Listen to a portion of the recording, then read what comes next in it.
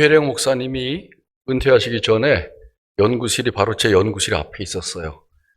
그래서 유혜령 교수님이랑 이런저런 얘기도 자주 나누고 좋은 얘기도 있고 또 제가 힘들 때 힘든 얘기도 나누고 그랬는데 벌써 이제 떠나신 지 6개월이 지나고 여전히 그 이름이 붙어 있다가 얼마 전에 이제 다른 교수님이 그 방으로 들어왔습니다. 근데 지난번 졸업식 때 만나가지고 제가 한번 놀러 가겠다 그랬어요. 저도 이 근처에 살고 있기 때문에 모세골 공동체 여러 번 가봤으니까 놀러 가겠다 그랬더니 오라고. 근데 며칠 있다가 전화가 왔어요. 오늘 설교하라고. 그래서 아니 모세골에 놀러 가겠다고 그랬는데 어쨌든 온다 그랬으니까 오라는 거예요. 그래서 오늘 이렇게 여러분과 함께 말씀을 나누게 됐습니다. 반갑습니다. 오늘은 말씀드린 것처럼 3.1운동 발생한 지 100주년 되는 기념주일로 우리 총회가 함께 지내고 100년 전에 3.1운동이 우리 민족에게 국가에 어떤 의미가 있는지를 되살펴보면서 특별히 우리 그리스도인들과 교회가 3.1운동을 어떤 정신으로 맞이하고 또 앞으로 어떻게 살아가야 될 것인가에 대해서 함께 생각하고 기도하는 주간이기 때문에 저도 설교를 거기에다가 초점을 맞춰서 전하려고 합니다. 3.1운동과 한국 기독교인데 설교 제목은 하나님 앞에서 세상을 위하여 본문을 중심으로 해서 제가 그렇게 정했습니다.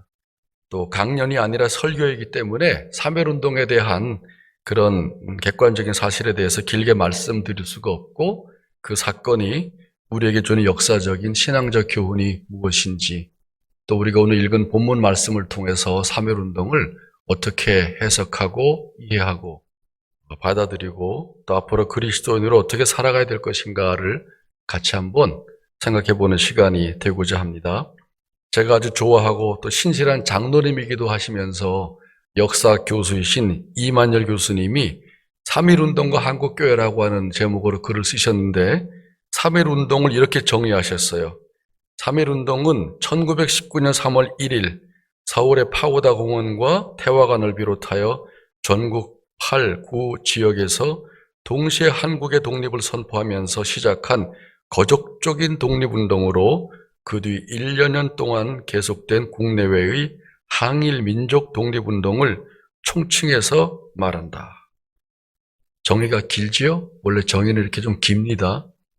이 운동은 지역과 계층, 종교와 이념, 남녀, 노소를 초월하여 한국의 독립을 쟁취하려는 중요한 항일 독립운동으로 초기의 운동 주체가 종교인들이었기 때문에 그 종교사적 의의가 클 뿐 아니라 대한민국이라는 민주국가를 출발시킨 3.1 혁명으로도 간주되기 때문에 그 정치사적 의미 또한 매우 크다. 그렇게 이제 설명을 하셨어요. 제가 고등학교 때 할머니랑 함께 얘기를 나누다가 할머니가 3.1운동에 대해서 이렇게 얘기하셨어요. 할머니 할아버지의 고향은 평화북도 의주인데 1.4 때 내려오셨어요. 할머니께서 하시는 말씀이 1919년 3월 1일 가까우기 전 주일날 사람들이 교회 예배드리러 모였을 때 교회에서 태극기를 다 나눠줘서 각 집집마다 태극기를 가지고 있다가 그 다음에 나오는 5일장 때 장에 가가지고 다른 데서 오는 사람들에게 할머니가 막 이렇게 모형도 보여주시면서 옷소매다 감췄다가 꺼내서 하나씩 태극기를 나눠주고 3월 1일 날 동시에 거리에 나와서 자주국가 독립을 외치자. 그렇게 해서 했다는 거예요.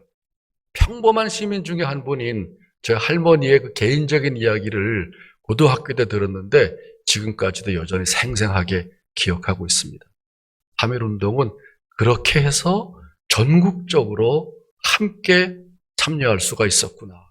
전화도 없었고 인터넷도 없었고 어떻게 동시다발적으로 그 시대에 우리 대한민국 전체 국민들이 같이 참여할 수 있었을까? 그 시작은 물론 우리 사회 지도자들 그리고 종교의 지도층에 있는 분들이 주도해서 시작을 했지만 그러나 그 3.1운동은 전국적으로 모든 시민들이 참석하고 특별히 교회가 전국적으로 세워져 있었기 때문에 교회가 연락망이 돼서 국가의 독립을 칠 수 있는 그런 3.1운동을 일으켰다라고 하는 것을 제가 알게 됐습니다. 저는 그 할머니의 이야기를 들으면서 지금도 여전히 한국 교회가 한국 사회의 희망이 되고 한국 사회가 바람직한 방향으로 변화될 수 있는 것이 가능하다는 희망을 갖게 된 것은 전국적으로 교회가 흩어져 있기 때문에 또 그 교회 다니는 그리스도인들이 마음을 새롭게 하고 우리가 마음을 모은다면 우리 개개인의 힘이 약한 것처럼 보이지만 그러나 전국적으로 모인 그리스도인들의 힘이 그리고 교회가 우리 한국 사회를 얼마든지 바른 방향으로 이끌어갈 수 있을 것이다. 그렇게 생각을 해서 저는 이 전국에 흩어져 있는 교인과 그리스도인들을 생각을 하면서 한국 사회에 변화를 가져올 수 있는 그런 교회의 희망을 갖고 있습니다.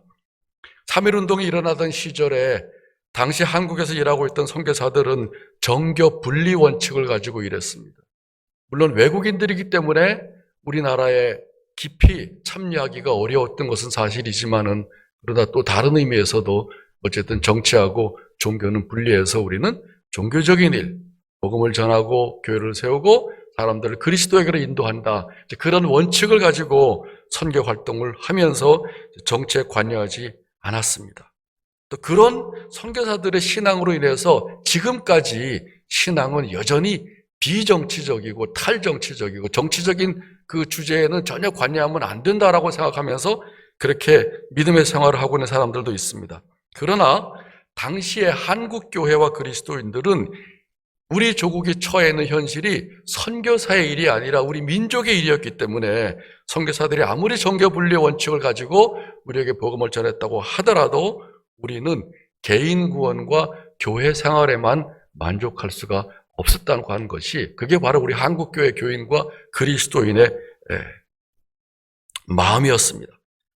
3.1운동 참여를 통계로 볼 때 당시 한국 인구가 1,600만 명이었고 기독교인의 인구 비율은 그 당시에 1.5%에 해당되는 약 25만 명 정도의 그리스도인이 있었는데 학자들이 통계를 낸 걸 보면 3.1운동에 참석한 기독교인의 수가 21만 정확하게 2,700여 명으로 추산한다면 거의 그 당시에 그리스도인들이 3.1운동에 다 참여했다는 것을 볼 수 있는 것이죠. 너무나 평범한 그리스도인이자 시민의 우리 할머니도 교회에서 태극기를 받아서 장날에 가서 나눠주면서 같이 3.1운동에 참여했으니까 거의 모든 그리스도인들이 교회를 통해서 이 3.1운동에 참여했다는 사실을 볼 수가 있습니다. 옛 기사를 읽어보면은 초기 우리 그리스도인들이 이렇게 글 쓴 걸 제가 봤어요. 그 당시에 우리 그리스도인들은 하나님을 사랑하는 게 우선인지 우리 민족을 사랑하는 게 우선인지 뭐가 우선인지 거의 가늠할 수 없을 정도로 하나님 사랑과 나라 사랑이 하나였다고 하는 것이죠. 이 전통은 어느 지점까지 계속 우리 한국교회를 이어와서 구국기도회라고 하는 나라와 민족을 위해서 기도하는 그런 전통들이 우리 한국교회 형성이 됐습니다. 이런 사실은 초대교회부터 우리 한국교회는 나라와 민족을 생각하면서 하나님이 나의 개인의 하나님만이 아니라 우리가 살고 있는 민족과 우리 국가의 하나님이라는 사실을 고백하고 또 그렇게 신앙생활을 해왔다는 사실을 우리에게 보여주는 것이죠. 간혹 어떤 교단이나 그리스도인들은 왜 교회가 정치에 참여해야 하는가 이런 의문을 제기하는 경우가 있습니다. 기독교 신앙은 내세 구원을 목표로 우리들이 예수를 믿는 것이고 그런 점에서 개인적으로 교회적으로 예수를 믿는 것이지 왜 민족적으로 국가적으로 사회적인 일에 관여해야 하는가 이런 생각을 가진 교인들도 있고 아마도 여러분 중에서도 그런 분이 계실지 모르겠어요. 왜 교회가 정치일에 참여해? 교회는 그저 하나님이 우리에게 주시는 구원과 교회 생활에 집중해야지. 교회가 정치적인 사건에 참여하는 것, 3.1운동은 사실은 정치적인 사건에 참여하는 건데 우리가 정치적인 주제에 참여한 것은 정치적인 목적을 가지고 참여하는 것은 아닙니다. 민족과 국가와 함께하는 마음으로 참여하는 것이죠. 그래서 우리는 정치뿐만 아니라 경제적인 부분도 참여하고 문화적인 부분도 참여하고 사회의 다양한 영역들이 다 이렇게 분화되긴 했지만 그러나 그 모든 것 위에 하나님이 계시다고 하는 하나님 관점에서 이 세상을 바라보기 때문에 하나님을 믿는 신앙이 결코 개인적이거나 내면적인 영역에 그치는 것이 아니다라고 하는 그런 이제 신앙 고백을 가지고 있는 것이죠. 그렇기 때문에 교회와 그리스도인은 당시에 민족적이고 국가적인 위기 상황에서 자유와 평등, 자주와 정의, 평화와 같은 가치들을 제시하면서 민족의 자립과 국가의 독립을 위해서 일어나는 것이 분명한 사실이고, 우리 그리스도인들은 그러한 사건이 민족적이고 국가적인 차원만이 아니라 신앙적인 성경에 근거한 신앙운동이라고 하는 사실을 우리들이 이제 알게 되는 것이죠. 우리가 성경을 보면서 신앙에 대해서 말을 할 때 이 성경이 우리에게 개인적인 차원과 교회적인 차원만 우리에게 말씀해주고 있는 것이 아닙니다. 여러분이 성경을 보시면 아시겠지만 성경에는 민족, 국가, 열방, 온 세계, 우주적 차원의 내용이 성경 안에 들어있습니다.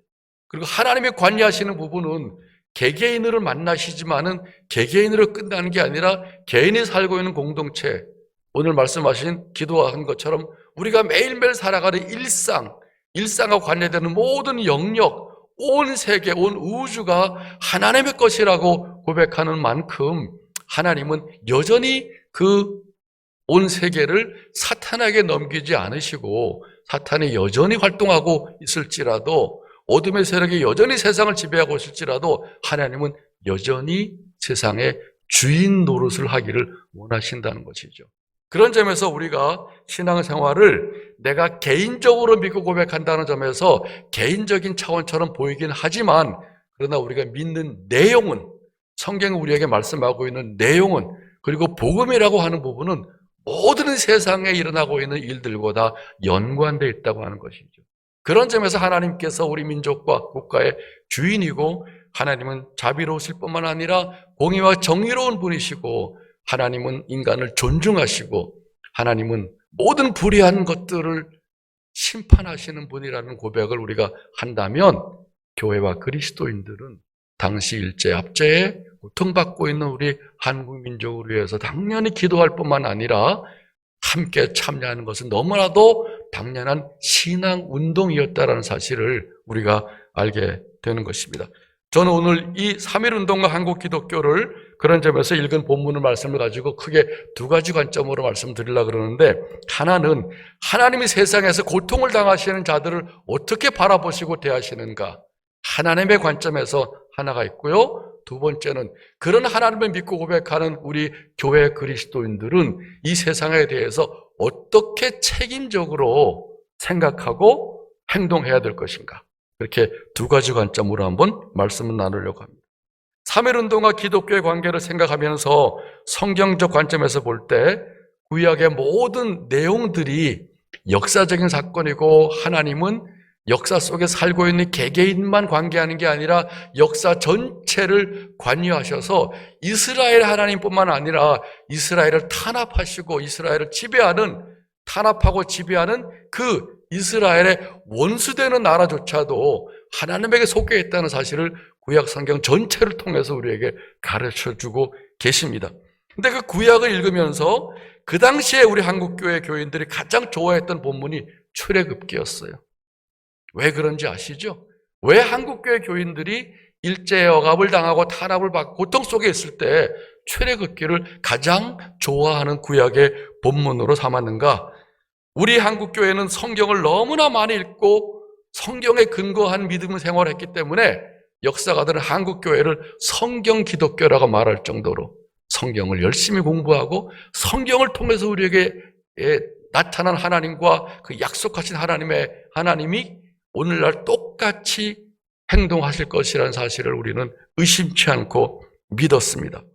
그렇기 때문에 이 출애굽기를 보면서 이스라엘이 애굽의 노예 생활을 하고 있는 중에 하나님께서 모세를 통해서 해방하고 자유를 얻고 그리고 가나안 땅으로 인도하셨던 것처럼 하나님께서 반드시 우리 민족을 일제의 압제로부터 해방시키시고 자유를 주실 것이라고 하는 믿음을 가지고 성경을 읽은 것이죠.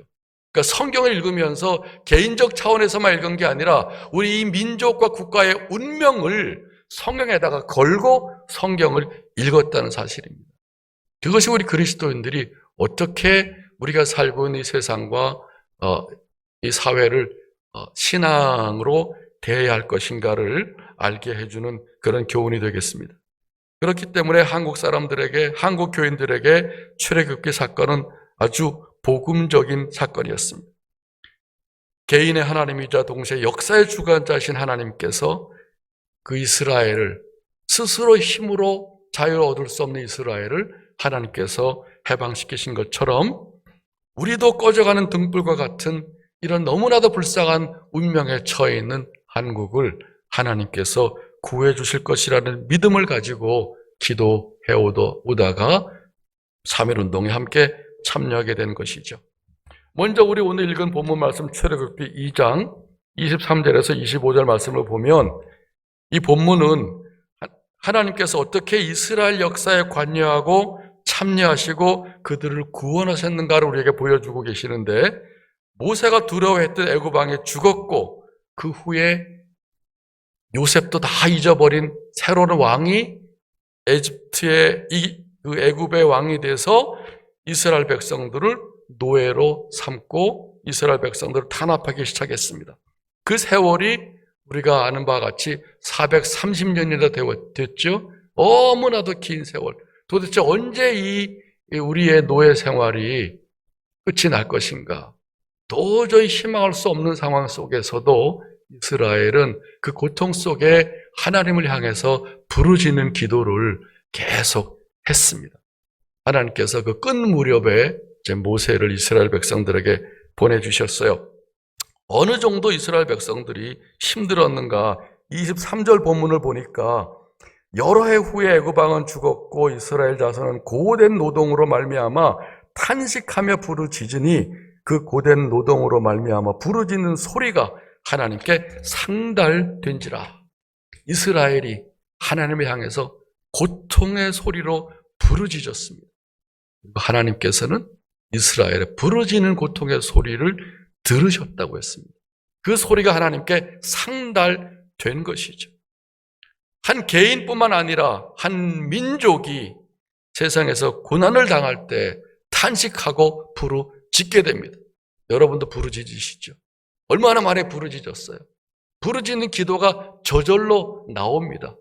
그리고 부르짖다가 하나님이 들으시나? 이렇게 의심할 때도 있죠.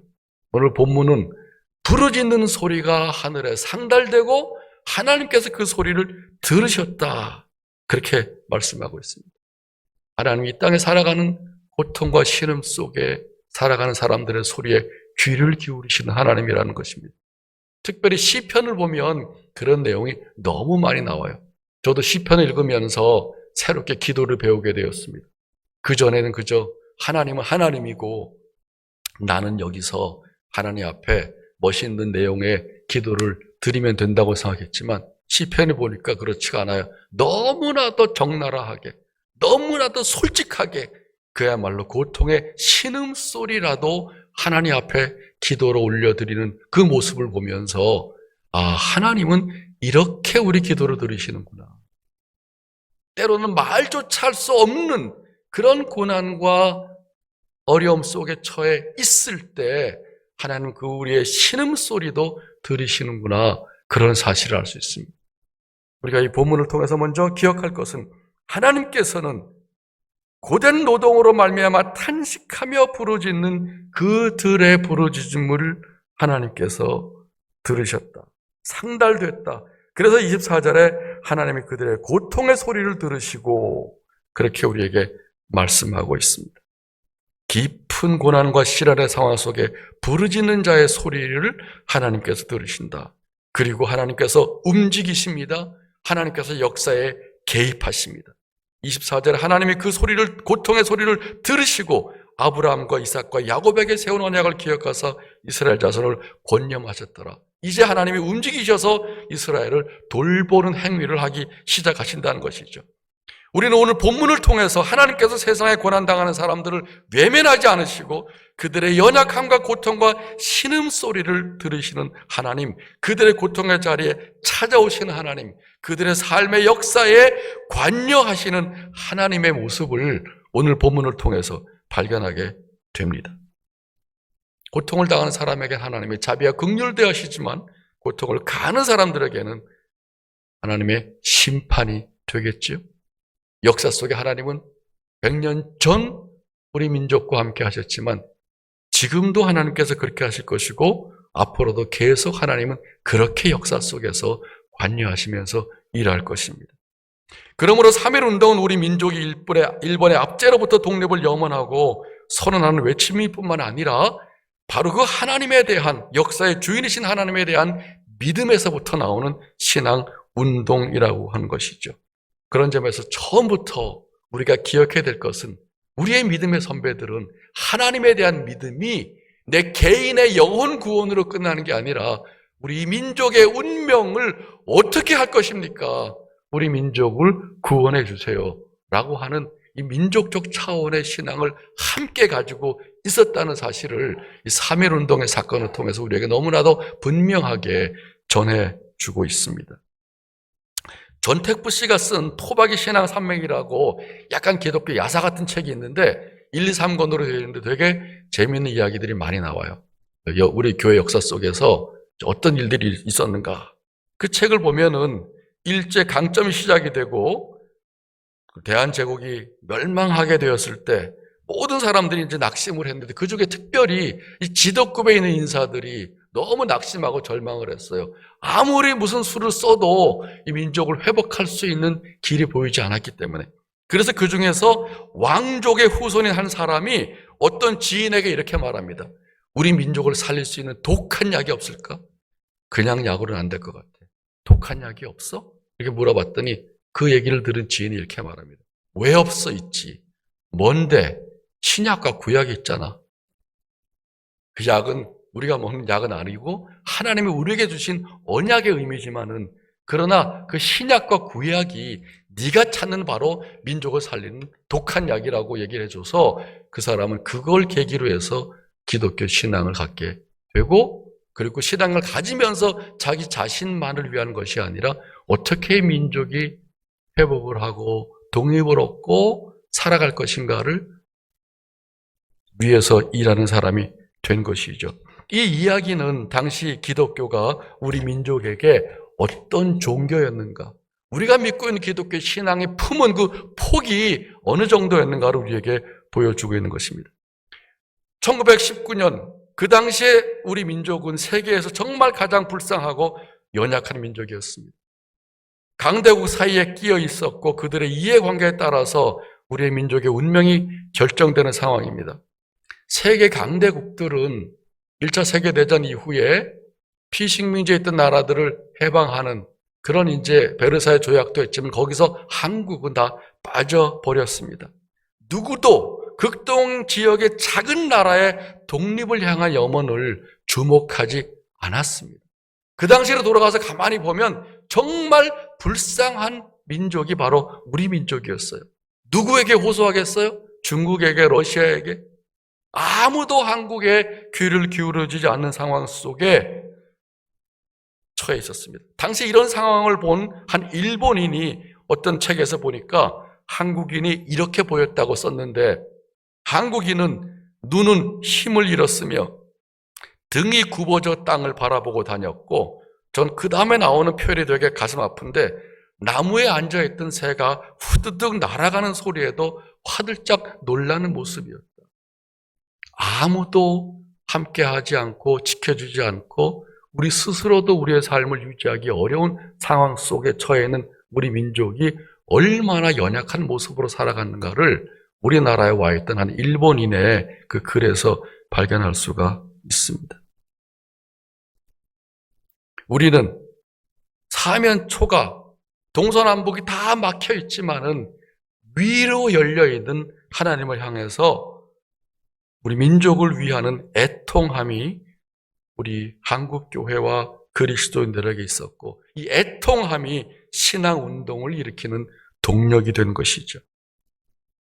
한국의 모든 교회 그리스도인들이 3.1 운동이 참여한 3.1 운동이 정치가들에게는 정치적인 운동이었겠지만 그리스도인들에게는 나라와 민족의 주권을 회복하는 운동이면서 동시에 신앙 운동이었기 때문에 적극적으로 참여하게 된 것입니다.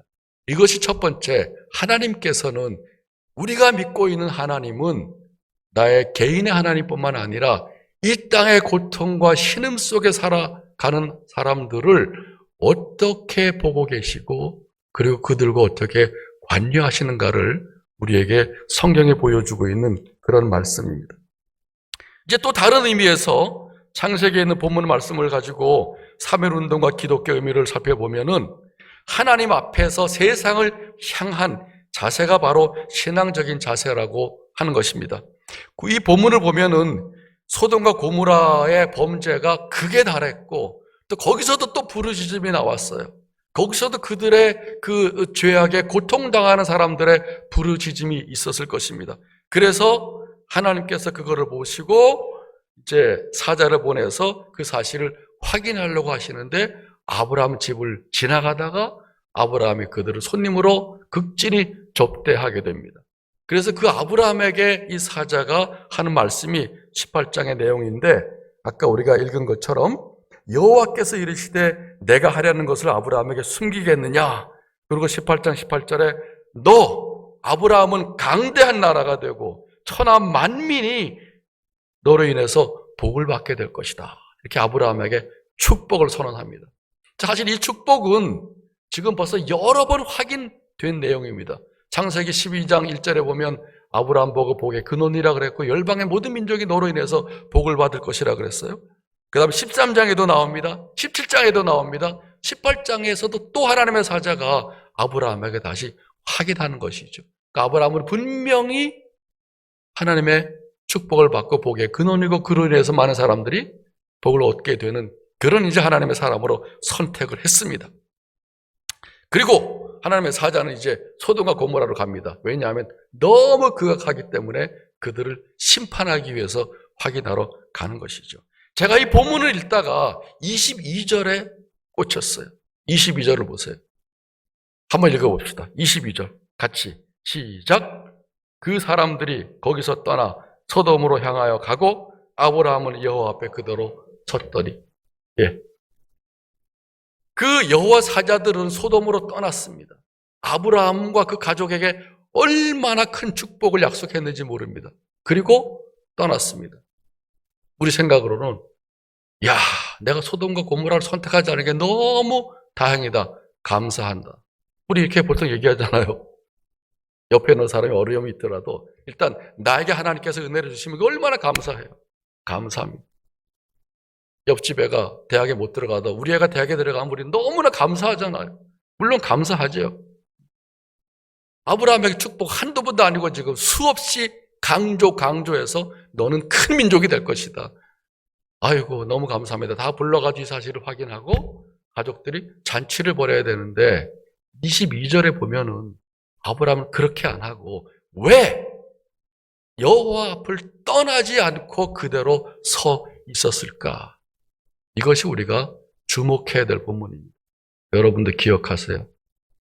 창세기 18장 22절에서 그리스도인이 이 세상을 살아가는 그리스도인들이 민족과 국가와 더불어 많은 사람들과 날마다 살아가는 그리스도인들이 하나님 앞에서 세상을 향해서 어떤 태도를 가져야 할 것인가를 아브라함의 모습을 통해서 발견하게 되는 것이죠. 왜 아브라함이 그 엄청난 축복의 약속을 받고 들어가지 않고 여전히 아브라함은 여호와 앞에 그대로 섰습니까? 그 후에 나오는 하나님과 논쟁을 벌이기 위해서입니다. 왜? 하나님, 거기에 수많은 사람들이 살고 있는데 그 중에 의로운 사람들도 있을 텐데 불의한 사람들과 함께 멸망시키겠습니까? 50명이 있다면 살려주시겠어요? 하나님이 그래 살려주겠다. 너무 쉽게 나오니까 아브라함이 놀라가지고 5명을 뺐어요. 45명은 있겠지. 45명이면 되겠습니까? 알겠다. 다시 뺐어요. 40명은 어떻습니까? 30명은 어떻습니까? 20명은 어떻습니까? 왜 아브라함이 여호와를 앞에 떠나지 않고 그대로 섰을까요? 그건 바로 소돔과 고모라를 기억하고 있기 때문에, 소돔과 고모라를 생각하기 때문입니다. 복의 근원으로 선택받은 아브라함은 하나님이 자기에게 주신 축복이 자기만을 위한 것이 아니라 이 세상을 위한 책임적인 존재로 부름받다는 사실을 아브라함은 그렇게 느끼고 있는 것이죠. 그것이 사실은 복의 근원이라고 하는 의미입니다. 아브라함이 혼자 복받은 게 아니라 그 복받은 아브라함이 어떻게 더불어 살아가는 사람들과 함께 살아갈 것인가. 나는 지금 축복을 받았는데 저기는 지금 멸망과 심판 아래 있는데 저 사람들을 어떻게 하면 좋겠습니까? 그게 바로 아브라함의 자세요. 하나님의 백성의 자세라는 사실을 이 본문을 통해서 우리가 깨닫게 되죠. 이건 요나의 태도하고 너무 비교가 됩니다. 잘 아시는 요나서의 요나는 어떻습니까? 니느웨로 가라 그럴 때 안 갔어요. 왜냐하면 니느웨와 바벨론은 이스라엘을 엄청나게 괴롭혔던 국가였기 때문에 망해야 되는 건 너무나도 뻔한 거예요. 도망가다가 잡혀가지고 물고기를 통해서 다시 갔어요. 가서 대충 얘기했습니다. 선교사가 누가 그렇게 얘기해요? 이제 40일 있으면 망한다 그러고 대충 얘기하고 올라앉아서 어떻게 망하는지 쳐다보잖아요. 그래서 선교학에서는 이 요나를 뭐라 그러냐면 선교사의 마음을 갖지 않은 선교사 그렇게 말합니다. 요나하고 요나서는 다릅니다. 요나가 그렇다는 거예요. 그 요나의 회개하는 내용이 요나서의 내용이에요. 그런 요나가 옳지 못하다는 것을 이스라엘의 그 배타적인 민족주의에 대한 회개가 요나 이야기를 통해서 우리에게 전해주고 있는 것이죠. 요나는 그렇게 했습니다. 이스라엘 안에, 자기 민족 안에, 자기 안에 하나님의 사랑을 가둬버렸지만은 아브라함은 심지어 하나님이 심판하겠다고 하여 제쳐놓은 땅일지라도 그 소돔과 고모라를 위해서 하나님 앞에 중보 기도하는 것이 그게 바로 교회와 그리스도인의 모습이라고 하는 것이죠. 심판하는 건 하나님의 일이고 요나처럼 자기가 심판하는 게 아니라 우리가 심판하는 게 아니라 우리가 세상을 심판하는 게 아니라 세상은 여전히 약하고 여전히 부패하고 여전히 하나님의 심판의 대상이 될지라도 우리가 심판하는 게 아니라 우리는 하나님 앞에 더불어 살아가고 있는 이 땅과 사람과 고통과 신음 속에 있는 사람들을 위해서 하나님 앞에 기도하는 것이 그게 바로 교회와 그리스도인이 세상을 살아가는 모습이라고 하는 것입니다. 왜 아브라함이 여호와를 떠나지 않고 그 앞에 머물러 섰는가? 그 사실을 잘 기억하면서 그것이 바로 우리의 교회의 모습이고 그리스도인의 모습이라는 사실을 기억해야 할 것입니다. 이 땅에 왜 교회가 세워졌을까? 이 땅에 왜 그리스도인이 여러분들이 먼저 부름받았는가 하면 그건 바로 세상의 대표성을 가지고 먼저 부름받았기 때문에 그렇습니다. 우리만 부름받고 저쪽은 버려놓은 게 아니라 이 모든 세상 사람들을 위해서 우리가 대표적으로 먼저 부름을 받았어요. 그렇기 때문에 우리가 교회라고 하는 것과 그리스도인이라고 하는 것은 우리만이라고 하는 배타적인 구원론에 빠지는 것이 아니라 먼저 하나님을 알게 된 우리들이 아직 남아있는 이 세상을 위해서 어떻게 하나님 앞에 대표성을 가지고 중보기도하고 책임적으로 살아갈 것인가, 그것이 바로 우리 그리스도인의 모습이 되어야 된다는 것이죠. 그래서 이 대표성은 두 가지 책임이 있습니다. 하나는 하나님 앞에서 세상을 위해서 중보기도하는 것이고, 두 번째는 하나님에게 이웃을 위해서 심지어 심판한다고 하시는 그 대상일지라도 그들을 위해서 하나님 앞에 기도하고 책임적으로 행동하는 것이 그리스도인의 삶이라고 하는 것을 오늘 본문을 통해서 발견하게 됩니다. 한국 교회는 그동안 하나님을 믿되 지나치게 개인적인 축복과 물질적인 축복과 세상적인 축복으로 이해하고 받아들였습니다. 그래서 개인주의적 신앙, 개교회주의적인 신앙을 형성해 왔습니다. 그러다 보니 세상에 우리를 바라볼 때 그저 기독교인들이 자기만 생각하는 이기적인 집단처럼 보이게 되고, 오늘날 세상으로부터 별로 인정을 받지 못하는 그런 이제 집단이 되고 마른 것이죠.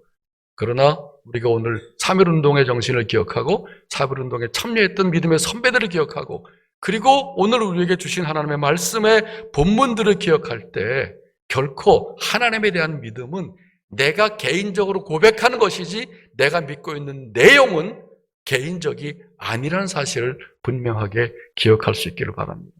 그래서 성경을 읽을 때마다 나를 위한 말씀뿐만 아니라 우리와 우리 민족과 이 세상을 향해서 하나님께서 무슨 말씀을 하시는지 그렇게 넓은 마음을 가지고 성경을 읽어야 돼요. 그리고 기도 속에도 그런 넓은 마음이 들어와야 되고 그리고 행동으로도 그런 넓은 방향을 향해서 우리들이 나아가야 됩니다. 그래야 교회가 우리 사회의 희망이라고 말하지 우리끼리 구원만을 위해서 모인다고 한다면 어떻게 교회가 우리 한국 사회의 희망이 되겠어요? 3.1운동으로 배울 수 있는 신앙적 교훈은 역사의 주관자신 하나님에 대한 믿음과 그 나라의 가치를 그 시대에 살고 있던 교회와 그리스도인들이 하나님 앞에서 시대적인 요청과 시대적인 사명으로 실천하려고 했던 고백과 행동이었습니다. 그렇다면 오늘날 한국교회가 우리가 처한 오늘의 현실을 바라볼 때 하나님을 믿는 그리스도인으로서 어떻게 올바른 시대적인 응답을 해야 할 것인가? 이 출애굽기 본문의 내용을 우리에게만 적용하는 것이 아니라 우리가 살고 있는 이 모든 더불어 사는 고통과 신음 속에 살아가고 있는 우리 이웃과 이 세계의 사람들을 향해서 우리가 어떻게 적용해야 할 것인가를 한번 하나님 앞에서 살펴봐야 되지 않겠습니까? 우리 사회를 보면 여전히 하나님께서 그들의 고통과 눈물을 보시고 관여하기를 원하는 사람들이 살고 있습니다. 바로 우리 사회의 약자로 낯선 자로 살아가는 사람들입니다. 3만여 명의 탈북민들, 250만 명의 이주민, 다문화 가정, 이주 노동자, 그리고 최근에 전쟁을 피해온 난민들이 있습니다. 이들은 자유와 더 나은 삶을 위해서 한국을 찾았지만 한국 사람들은 결코 우리의 마음을 열어서 곁을 내주려고 하지 않는데 안타까운 것은 교회가 그 앞장서는 사람들도 있다는 것입니다. 우리 민족도 19세기 말과 20세기 초에 일제 탄압과 기근을 피해서 만주, 러시아, 미국, 남미 그리고 60년대 이후에 유럽의 광부와 간원으로 가서 지금까지 살고 있는 시절을 생각해 보면 우리나라를 찾아온 난민과 이주민들 어떻게 대해야 되는지 하나님께서 그들의 애통하는 호소와 눈물을 보시고 그들의 그 신음소리를 들으신다라고 하는 그 하나님을 믿고 있는 우리들이 어떻게 그들을 대해야 할 것인가는 너무나도 분명하지 않습니까? 우리나라는 아직 세계 유일한 분단 국가의 상태에 있고 핵무기 위협으로 국가와 민족의 존재 기반을 위협받는 현실에 직면해 있습니다. 지금 진행되는 북미 간의 대화 협상이 우리 민족을 평화의 지대로 인도하는 계기가 되기를 간절히 바라면서 기도해야 할 것입니다.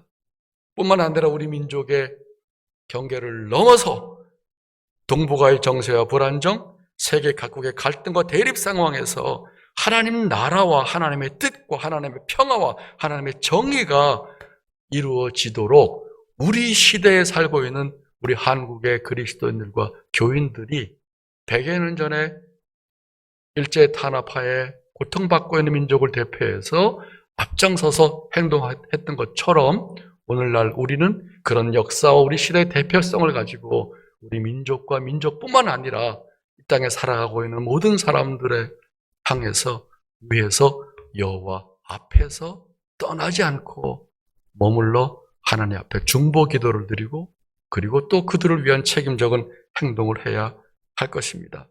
3.1운동이 신앙적 관점에서 기억하는 것은 그 당시 교회와 그리스도인들이 아주 작은 소수였지만은 하나님의 역사의 주관자로 고백하고 모든 사람이 존중받고 자유와 정의와 평등과 평화와 같은 하나님 나라, 우리가 믿고 고백한 하나님 나라와 나라의 가치가 이 땅에 실현되기를 기다리는 것이 신앙의 행동이었다면 오늘날 여전히 고난으로 가득 찬 세상의 현실에서 하나님께서 그들의 탄식 소리를 들으시고 애통하는 마음을 가지시고 그리고 우리가 살고 있는 삶의 자리에서 선한 하나님의 백성으로 살아가기를 원하실 때 우리는 어떻게 우리 시대에 하나님께서 요청하시는 이 사회와 시대를 향한 책임을 하나님 앞에서 온전히 감당할 수 있을 것인가?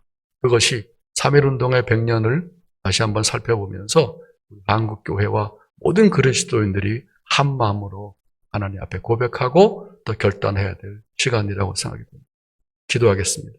하나님, 100년 전에 누구도 주목하지 않았을 뿐만 아니라 가장 불쌍하고 처참한 상황에 있는 우리 민족을 누구도 도우려고 하지 않을 때 우리는 오직 위로 열려있는 하나님만을 바라보고 하나님에게 민족의 운명을 구해달라고 간절히 기도하였습니다. 뿐만 아니라 전국에 있는 모든 사람들과 함께 우리 그리스도인들이 민족의 독립을 위해서 외쳤던 그런 3.1운동의 사건을 기억하였습니다. 오늘 우리에게 말씀하여 주신 것처럼 여전히 하나님은 지금도 이 땅의 고통과 신음 속에 허덕이는 수많은 사람들의 모습을 보시고 그들의 고통의 소리를 들으시고 그리고 함께 오셔서 관여하시고 그들을 돌봐주시는 하나님을 우리가 고백할 때 우리도 아브라함처럼 나는 문제가 없다고 나는 축복받았다고 즐거워할 것이 아니라 여호와 앞에서 세상을 위하여 기도하기 위하여 머물러 있는 저희가 되게 하여 주시고 또 그들과 함께 더불어 살아가는 그리스도인과 교회가 되게 하여 주옵소서.